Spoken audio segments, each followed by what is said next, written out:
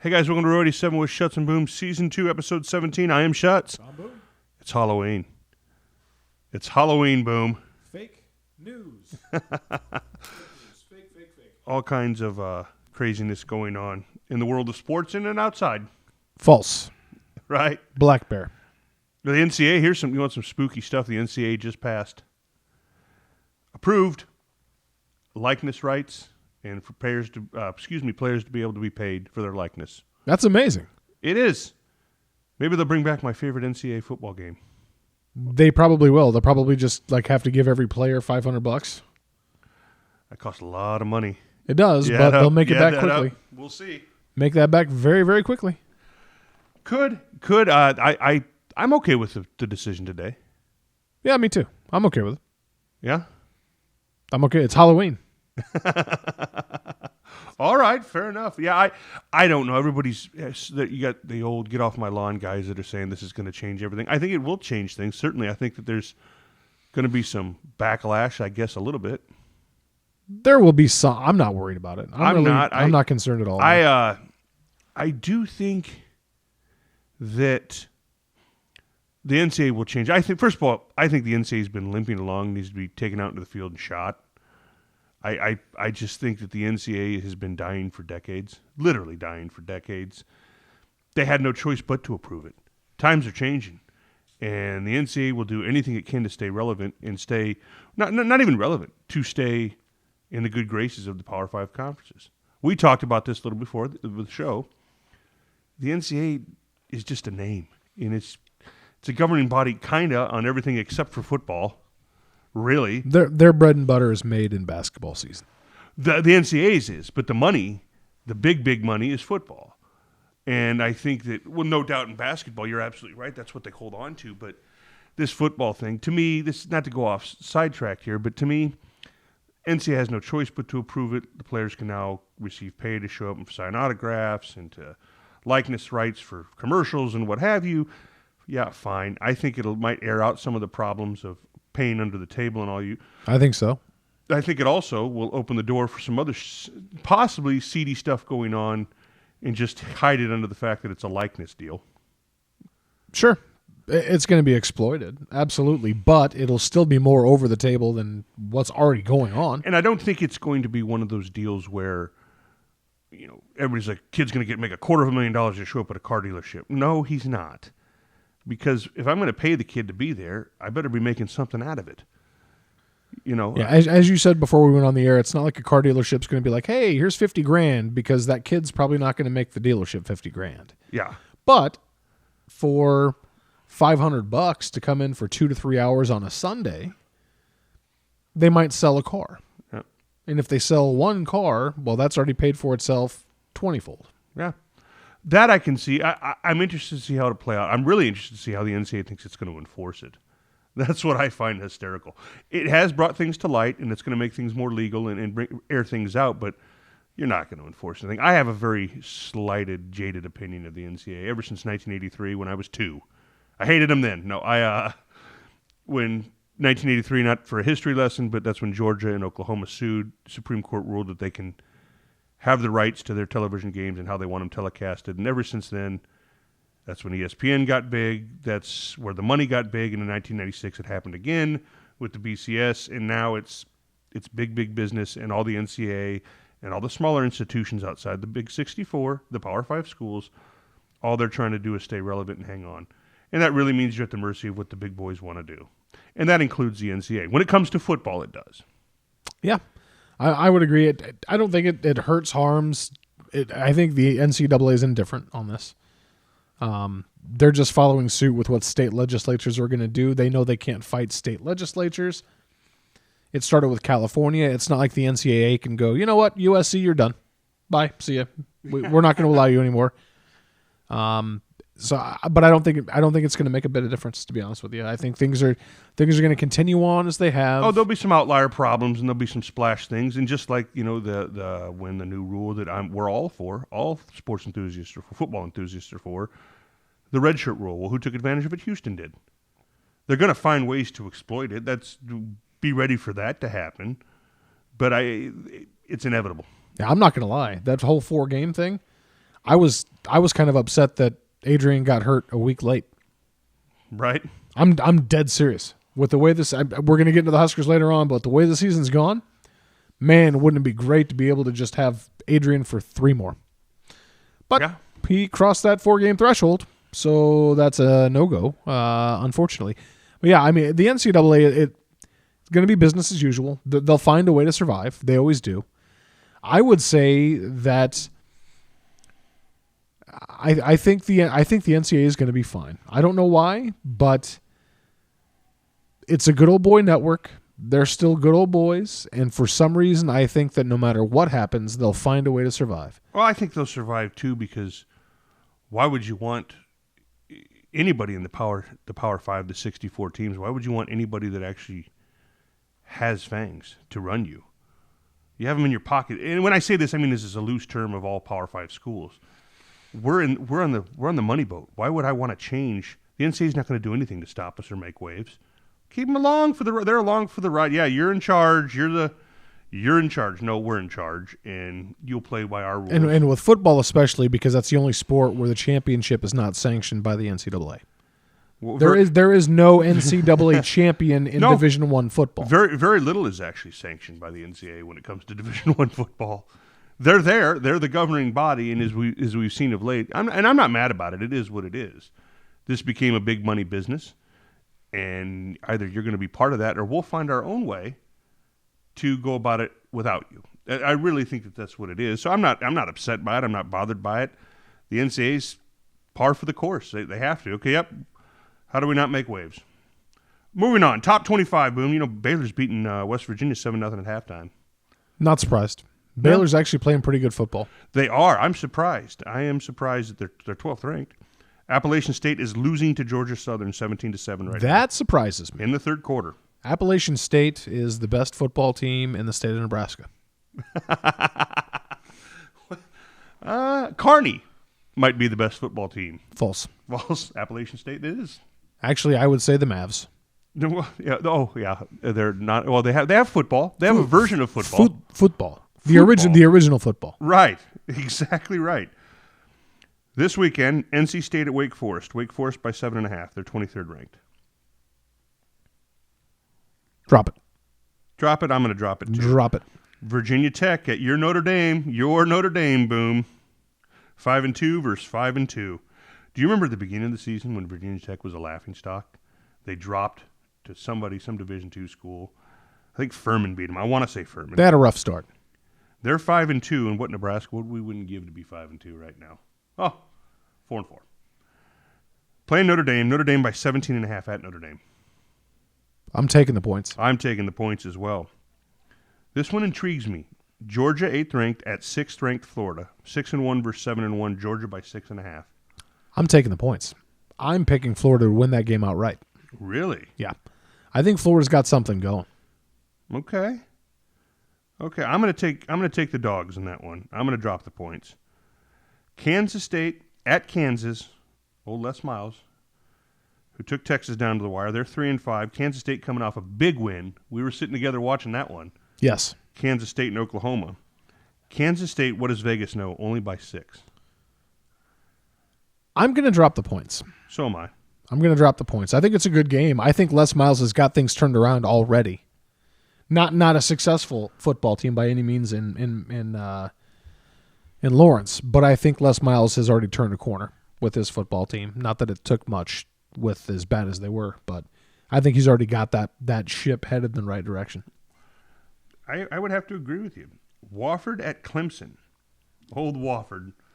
Shout out to Mama Fowler down in South Carolina. House mom, been there for decades. House mom at Wofford. Private school in the country. Well, not country. It's in Spartanburg, South Carolina, just outside of where I've been many, many, many times. Clemson by 46.5. I'm taking the points. I'm taking the points. The Wofford Terriers, folks, are going to do some special things and keep it within 46. They're going to shock the world and keep it within 7 touchdowns. Yes, they will. Yes, they will. Write that down. Utah at Washington, 9th ranked Utah in the wacky Pac-12. The wacky Pac-12. They're 7-1, taking on Washington 5-3. Utah by 3. I'm not touching it. I am, and I'm saying Washington outright win. Ooh, upset special. Upset. Ole Miss at Auburn. Auburn's 11th ranked, 6-2. Ole Miss is 3-5. Auburn by 19.5. Drop it.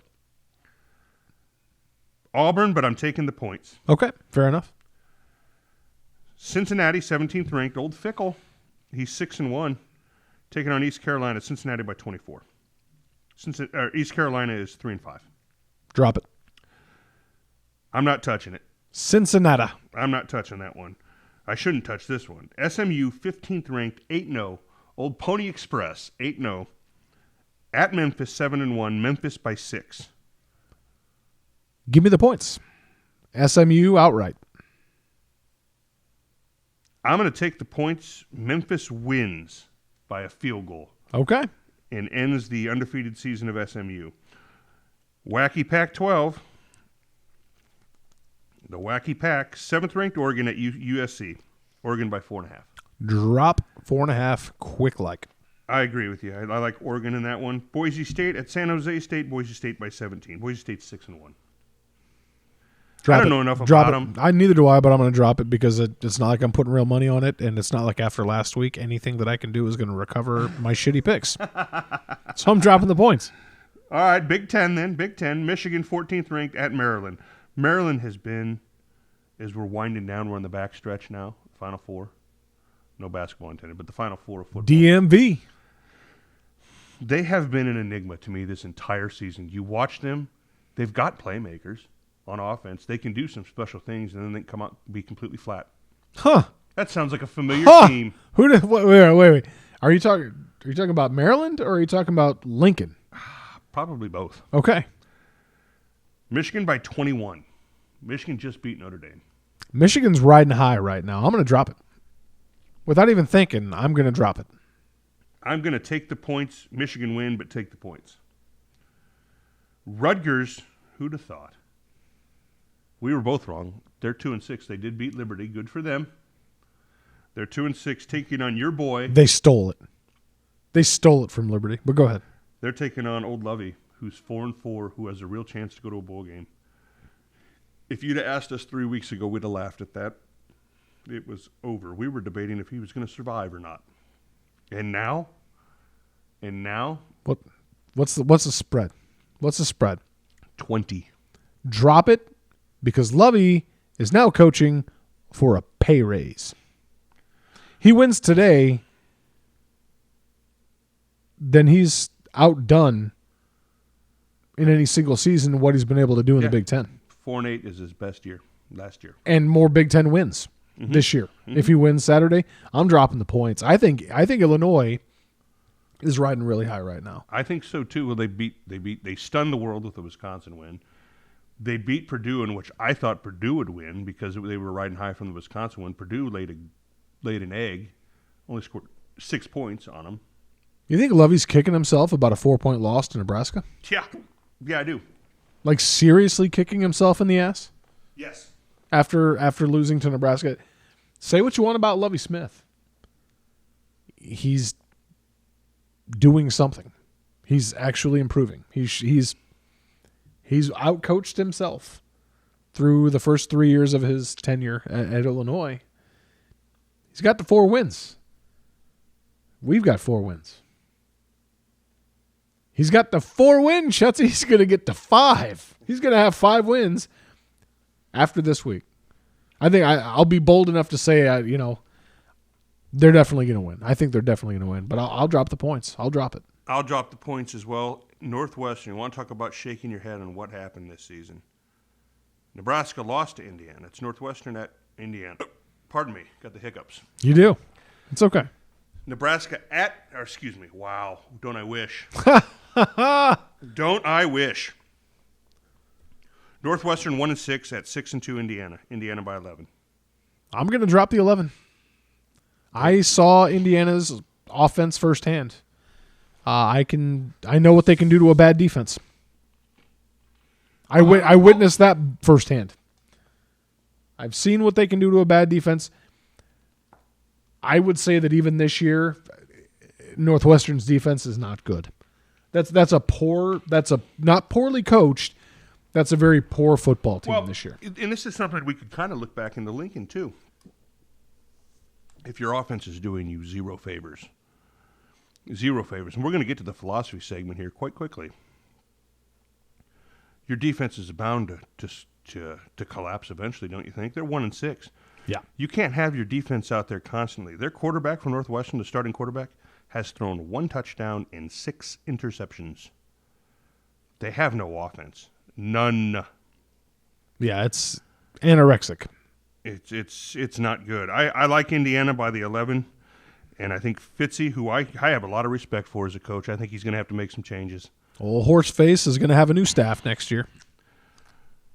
Well, talking about mediocre surprises, what have you, there's a big theme going on in Lincoln. That's okay with being okay. Okay. Okay. All right. Okay. It's a real thing in Lincoln. I believe it. I believe Scott after the press conference. I don't hang on his every word like his word is gospel, but I will say this. Now you've come around to the whole gospel according to Frost stuff has got to go. But I do believe him because what he's saying you can see tangibly on the field. You can see it. When it's coach speak and it's a bunch of excuses, and I know this sounds like an excuse, and kinda, but when you can see the coach addressing stuff that you can tangibly see on the field, then it is truth. I just don't like the only thing I agree with you. The only thing I don't like is as the head coach of this football team, I think we need to see less finger and more thumb. I think I can see where you're coming from. And I think what he's trying to do is stand firm in the fact that, and Mo Berry hit on this, the linebacker for Nebraska, middle linebacker, one of the captains. He sees it both ways, and so do I. Players aren't doing their jobs. Coaches aren't communicating. There's some sort of a disconnect. A disconnect. I see it both ways. Scott's still trying to build, which is quite clear. There was a columnist that came out, I don't know who it was, that said it's quite clear that he had a better situation at UCF than he does here. That's quite clear. There was actually a columnist from from Orlando who just recently came out with something about how Scott Frost's team here is soft, while Central Florida, works out or warms up without shirts on in the north, wherever the hell they played last week, taking shots basically at Scotty. Scott hit on that. There's a bunch going on mentally on this team. Toughness, softness, however you want to look at it. I think there's a lot mentally going on with the coaching staff too. I think so, because I think that they're still growing and learning. I think Scotty's struggling with the fact that his team sucks. So and by the way, if that makes you upset as a Husker fan, get over yourself. This is not a good football team. I think Scotty is upset because his team, as they are playing right now, sucks. He is not used to being a loser. He's not used to it. He's never been there. Never. I think that he's got some woes. I think he's got some growing to do. I think that he's trying to defend his coaches, as you should. It goes back to this notion that what he inherited, and we talked about this before the show, was that bad. The last time Scotty was in Lincoln, before this coaching stint, we were the highest we'd ever been. We were under a dynasty that took 20-some years to build. It was Tom Osborne's last season when Scott was a senior. 25 years of cultivating and building it to a dynasty. Well, he's in year 2 of the rebuild, and we still haven't laid a single.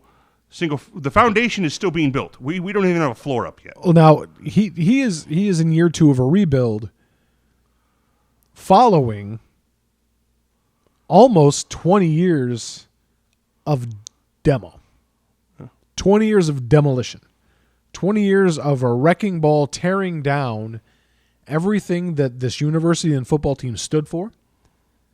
The mental toughness that you and I have talked about, the whole soft mentality that some of these players have,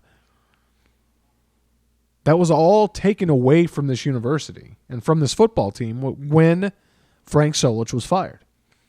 When you had an AD, and we've talked about this stuff ad nauseum, but you really need to understand, not you, but people really need to understand, Scott Frost is standing in the middle of 2-decade-old rubble.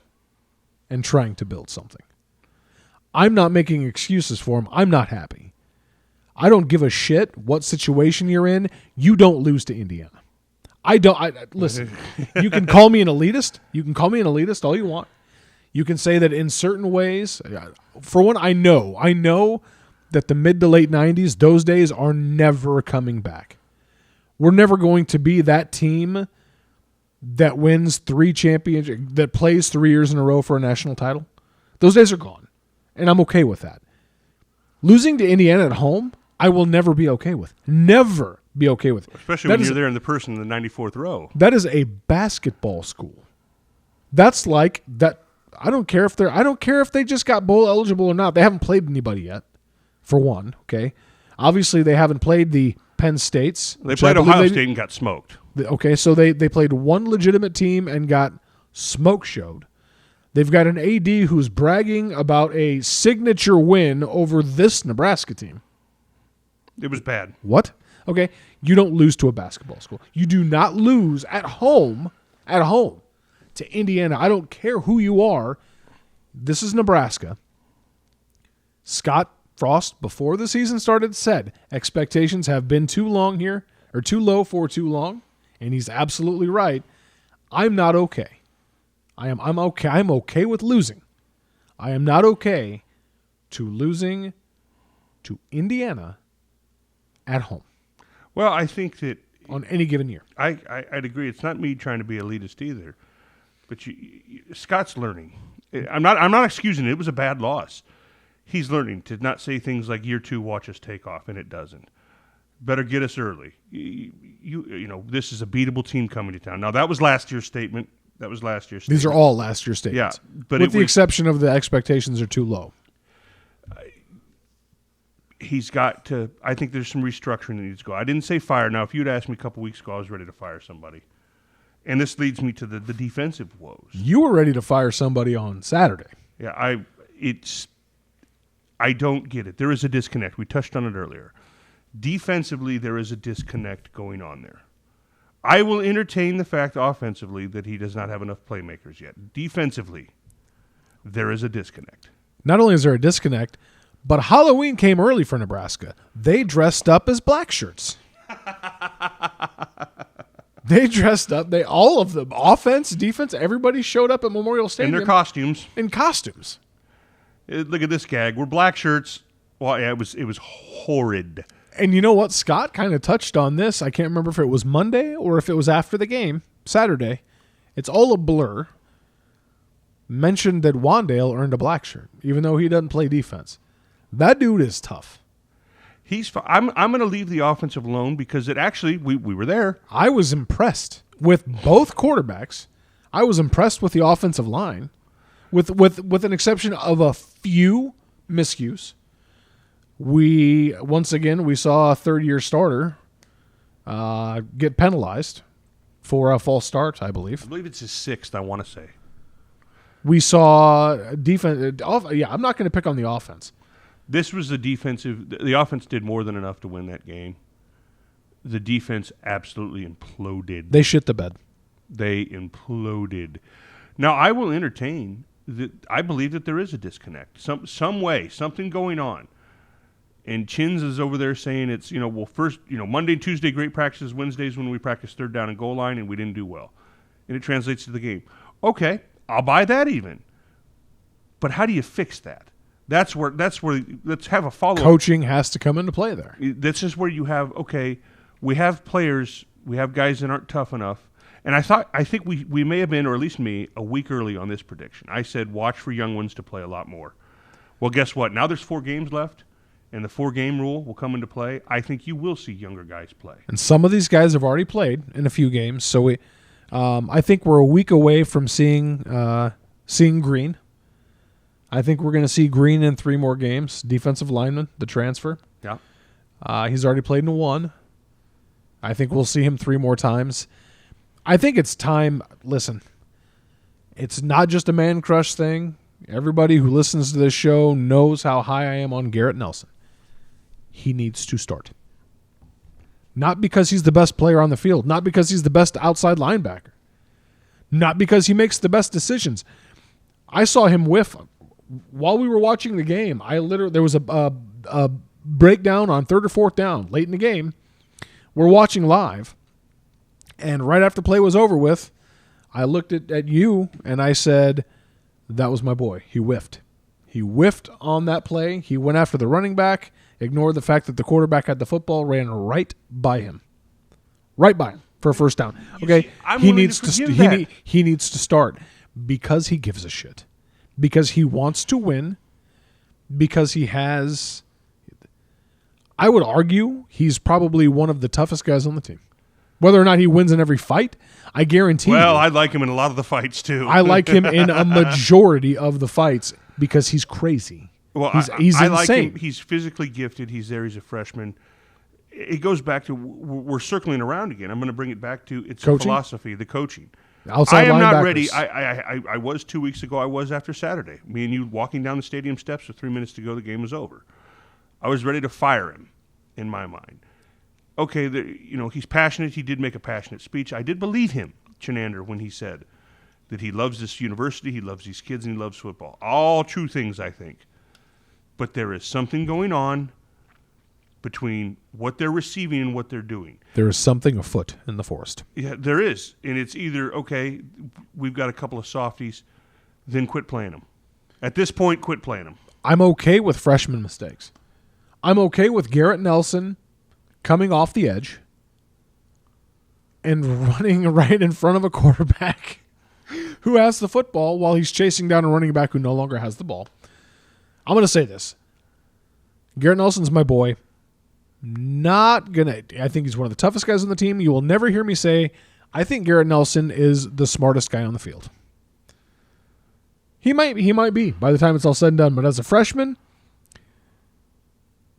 even Chenander has hinted at the fact that, I don't know if he even know where he was going, but he's going to hit somebody.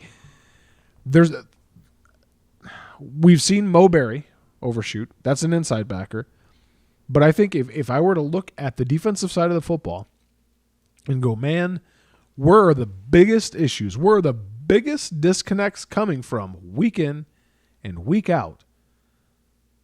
Outside linebacker. On the defensive side of the ball, outside linebacker.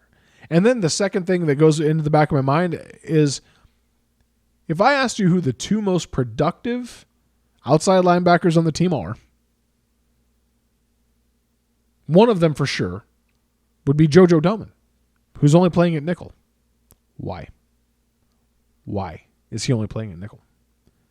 That dude makes an impact almost every time he's in the game. Why are we continuing to push Colin Miller? Why are we continuing? I can't remember the other guy's name because it never gets called. I should know it. I'm drawing a blank. Alex Davis? Davis. Why? Why are we continuing to play guys who have been around long enough to know the difference? Colin's inside. Or Colin is inside. Okay. Well, he's not making an impact either. That's the problem. But the outside backers have been atrocious. Atrocious. There's a disconnect going on there, and I think that they're not understanding. They're not reading. Their eyes are getting tricked and this and that. Well, that's coaching. But like Mo Berry says, he goes, it's both ways. Well, your job as a coach, I'm going to put this on the coach, and it's very hard to figure out. I'm going to defend it, but also put it on him. You can't actually go out there and play it. They've got to do it. And the players are taking responsibility. Mo Berry's taking responsibility, saying, we're being coached, we're not doing it. But he's also saying, don't fire the defensive coordinator because you need to have a foundation. I believe in that. But I also believe in, when he says Mo Berry hints at, we're not getting the signals in. We're not getting it. There's a disconnect. Something's got to be changed. Something does. I don't know. You're right. That is a true statement. If you keep firing coordinators year in and year out, you're not going to build anything. But this has just been maddening. How do you have seniors across the defensive line starting with starting experience, all of them, and you're digressing? Your linebackers, one of them is a second, third-year starter who is the leader of the team, on the defense anyway, I think he leads in tackles. He does. Have big moments and big whiff moments constantly, up and down, up and down, up and down. You got a corner who has all the intangibles to be a clear top 10 draft choice just on the physical intangibles alone. Inconsistent as all hell, though. But it just upstairs mentally does not have it. Let's rewind. You and I making observations while sitting in the North Stadium, not where you typically sit, but you and I went together. And what did I notice and bring up and you and I concur and talk about at length on the way home with the Oracle and with Mama Schutz even? Who did Indiana pick on? Indiana picked on two individuals more than anybody else on that field. Mo Berry and Lamar Jackson. The two seniors. Not Boodle. Not anybody else in the defensive backfield. Now, part of Mo's defense was he had Garrett out there that misread a couple of plays he most definitely did. But Lamar tweeted out, "That's on me, my bad. He got smoke showed." And when they asked his defensive coordinator, his coach, his defensive backs coach, "What'd you think of Lamar's tweet?" He goes, "It's completely accurate." It was accurate. That kid is just my God. Just you have all the intangibles to be incredible. And you just do not have it upstairs. I would say right now, honestly, the defensive line is probably holding up their end of the bargain. Probably. In Chenander's system, their job is to eat space. But you talked about a philosophy before we went on. I want to make sure we hit on this before we move on to the predictions. Yes. This 3-4. Now, I think that this goes back to coaches are growing too. They are. They're growing, and I think that in the offseason, because it's not going to happen now, maybe it'll grow a little bit. Maybe we'll see signs of them growing towards the tail end here. But something's got to be done with this philosophy, I think, and you hit on this. I'm going to let you run with it in a second. Having your defense out there for 70, 80 plays is not good. No. You do not want that. This whole idea of we're going to score quickly, 60 seconds, 90 seconds, we're off the field, the defense is out there. That's good when the defense is getting stops and you get the ball right back. But if you can't grind out and you have an offensive philosophy that is feast or famine, we score quickly or we don't score, and let the defense out there the rest of the game. And we can throw that out for last week because we actually saw Scott Frost's offense eat clock. They ran and they ran and they ran and they held on to the football. I don't know what the time of possession was. I can't remember. Sans 2 fumbles. Minus the turnovers. Again, which bit Nebraska in the ass. Again, we lose by 7 points. One of those was 7 point. That was a 14-point swing. That was a lost opportunity at a touchdown that turned into a touchdown from them, and that was Noah. Fumbled a football. By the way, made the tackle after being on his ass. Still got up and ran down the defender to make the tackle. That's neither here nor there. I don't want to take credit for this thought or reasoning. My boss actually brought it up to me at work the other day. Said that he had heard it from an analyst on the radio. I don't know if it was obviously a beat writer. So this is not my philosophy or my original thought, but I agree with it. And that is that I've been saying, well, you can run a 3-4 in the Big Ten. Look at Wisconsin. They've been doing it for years, which is true. They have been doing it for years. But what's happened to Wisconsin the past couple of weeks is that people have figured out all of a sudden they've cracked the code. And the code to beating Wisconsin's 3-4 is to shut down their running game, their power run game. You see, Wisconsin's 3-4 is predicated on success for being able to shut a team down in a series or two, or 1 to 2 sets of downs, and then making the offense punt or get rid of the football. Their defense is predicated on being on the field for a short amount of time, because Wisconsin football is all about eating clock, pounding the rock, power run game. Sure, they can do sweeps. It's not like they can't be an explosive offensive team when it comes to running the football, but they're known for power, true power football. So they grind clock and they just keep punching you and punching you and punching you. Hence, the defense is barely on the frickin' field.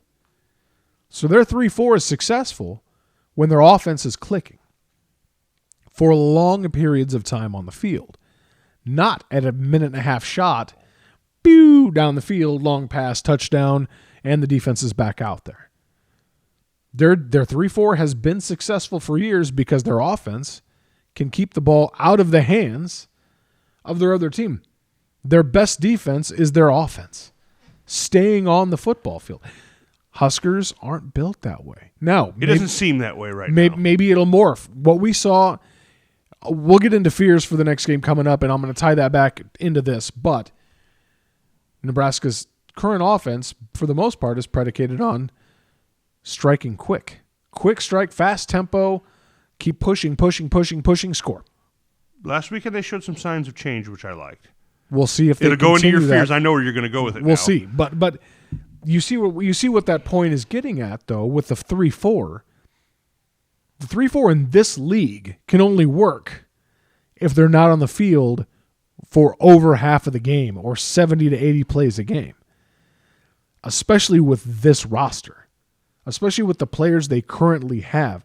We still do not have a team full of Big Ten linebackers. Whiskey, year in and year out, stud defensive linemen, stud linebackers. Grind them out, pump them out into the NFL almost every year. I think that they do. Chin's defense does a good job at stopping the run for the most part. That Minnesota game, no, they did not. Yeah, it kind of depends. It's feast or famine, whether or not the linebackers, again, are reading the correct gaps. I'm not ready to, after analyzing and calmer heads prevailing, I'm not ready to throw him out. But I will say that, again, some tweaking and some how we're doing things. Philosophy needs to change. They do. Scott's offense is predicated in the run game. Chin's is a big believer in stopping the run game. They stopped the run game against Indiana. They did. They got scorched for 351 yards through the air, absolutely blown coverages left and right, but they stopped the run. You can't have an extreme one way or the other. Either we killed the run, but we can't do anything against the pass. No, kill the run to force them to pass, to know what they're going to do, and be able to stop it, and then they're screwed. We'll see. Moving on to Purdue. Purdue, baby. Purdue, they're 2-6. It's do or die for them this weekend. It's at Purdue, at West Lafayette. I believe their quarterback, Sindelar's out. He's been out with a broken collarbone for several weeks now. Rondale Moore is a, quote, game-time decision, so a little bit of coxmanship there. A little bit of Scotty Frost being played by Brahmi. I doubt he plays, but it's a game-time decision, so Nebraska's going to have to prep for him. What do you fear in this, Boom? Go ahead. I fear that Scott Frost reverts to the offense that we've seen in losses, in several losses. I fear that Scott Frost reverts to... Okay, first of all, I'm predicating this on the fact that Adrian Martinez spoke to the media for the first time in a month. In games he was injured, and in bye weeks, we did not hear from Adrian Martinez. We haven't heard from him. He hasn't played. He spoke this week. That tells me he's playing. All of a sudden, he's speaking again. That means captain's back. What do I fear? Scott Frost says, captain's back. He's fully healthy. Let's start slinging it all over the place and abandon the run. Let's start panicking if we get down by a hell at this point. I could see fear even creeping up into his head because of how his team has played and go, we need a big play now. I got to find JD. I got to find Wandale 40 yards downfield. It's second and 4. Let's chuck it and make a mistake. That's what I fear. I fear that we don't see enough of what we saw with the running game against Indiana. And that if something starts to go wrong, Scotty panics. And Scotty starts chucking the ball all over the field. I think it's supposed to be decent weather. I don't know about wind or anything like that, but we're talking about northern Indiana in November. I fear, here's what I fear. I fear Nebraska doing what Nebraska's done for the last 4 years. I fear Nebraska getting in the way of Nebraska. I fear even Scotty. I love Scott Frost. I believe in Scott Frost. I think that he is the guy who will right the ship. Am I talking national championships? Nope. I mean right the ship. I mean make us a respectable program again. That's all I want, man. I want a respectable program. But I think Scott Frost is still at a point in his coaching career to where he can outthink himself. He's already done it. He's done it more than once since he's been here in Lincoln. I'm not knocking him, but I fear he gets in his own head. I fear that oh shit creeps up in the back of the minds of every player on that roster and every coach of here we go again. Here we go again. I fear our defense, and not in a good way. Purdue's pretty putrid on offense this year. Yes. That happens when Sindelar, your stud quarterback, and your stud receiver go down in the same play. Correct. Of the same game. They have an awesome tight end. They can do enough that it'll confuse our secondary, who's one guy in particular, if not a couple guys, who've looked absolutely confused and lost in our secondary. Run game, they're not world beaters, but neither was Minnesota when we showed up. See, and that's why I'm buying into your whole fear of the defense, because we gave up a career day last week passing to their backup quarterback. Now, yes, their backup was the starter last year. Let me say it again. Nebraska's defense gave up a career passing day to the Indiana Hoosiers' backup quarterback. Yeah. We gave up huge rushing numbers to a Minnesota team that can run, but until they had run against Illinois the week before they played us, couldn't run the football. They had struggled to run the football, but they could run the football against us. Our defense scares me just as much as it scares you, because on any given Saturday, they either give up way too much in the air or way too much on the ground. It's a pick your poison defense. Which aspect isn't going to show up this Saturday? Third down was atrocious. I think that, again, I'll go back to it's going to come down to the run game. If they can get, India, I thought it was come down to the run game with Indiana. Nebraska did a pretty good job shutting them down. Couldn't do a damn thing in the air. Purdue is known for throwing it. Purdue likes to zip the ball all over the field. I would feel better if Rondale wasn't suited up. He may not be. I don't know. Flip a coin. I think offensively we'll be okay if we can get the run game going. Let Adrian run. If he's truly healthy, let him run. Don't sit him in the pocket and Mr. Marbles come back and he's confused and waits and waits and waits. See, that's another stat that I heard on the radio today that floored me. Even though he's missed a couple of games, 4 rushing touchdowns on the year for Adrian Martinez. 4. Yeah, I get the run game going. We looked okay in the passing game. What was it, 20 to 23 last week with a backup? Oh, stellar. J.D. Spielman was 100%, 1 for 1, throwing the football. By the way, Milk Carton Member of the Week. What happened to Dedrick Mills in the second half? He wasn't injured, but he didn't play a part. Just throwing that out there. You're talking about running game right now. So my Milk Carton player from last week, Dedrick Mills. What the hell happened to Dedrick Mills? I just want to see the offense be as productive as it was last week. And it should. There's no excuses why it shouldn't be. If they can get to 31, they're going to be fine. Defensively, well, I wished I could believe in that. Well, I wish I could. I do think that Indiana's offense, believe it or not, is more potent this year. Oh yeah, than Purdue's is. Oh, absolutely. Well, their coordinator came up from Fresno. So I mean, yeah, the guy, their offense, Indiana's OC is known for being able to put up points. So yes, I would say that their offense is definitely potent, more potent than Purdue's this year, which is saying something. But with our defense, I'm more terrified about our defense. Which is why I say we score 30. You say we score 31, we should be okay. I don't know. Okay, so what's your prediction? What's the spread? Nebraska by 3.5. Give me the points. Okay. Give me the points. You know what? If Nebraska wins this thing, you got to shave your mustache. Fine. You know what? I'll bank on that. Okay. You heard it here. I will bank on that and not even bat an eye. Call me a hater if you want to. I actually went out on a limb last week and I picked Nebraska, and that's the last time I make that mistake this year. That's the last time I make. I've reverted back to doom and gloom boom. I've reverted back to shut up and show me. Shut up. Well, I shut was that your way mouths last week and show me. I'm back to being myself. Is what I am. I will not pick Nebraska to win another game this year. Okay. I have Nebraska by a field goal. I'm taking the points too, but by a field goal. Okay. I hope I'm dead wrong. I was dead right last week, and I didn't want to be. I turned to you. Can they? If Nebraska can take care of the football, which they haven't done all year, sans one game, if they can take care of the football, get it somewhat of a ground game going, get Adrian loose with the short passing routes, they're going to be fine. They're going to be fine.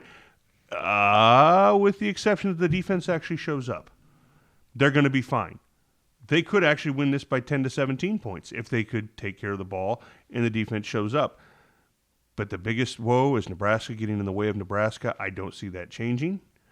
I'm hesitantly going to say Nebraska by a field goal. I am putting my mustache with those on the line, which those of you who know me, it's kind of a big deal. Actually, check out the website. Today, there's going to be a blog. Actually, it's already there. But we record this thing on Thursday nights. So tomorrow, dropping a blog about Movember.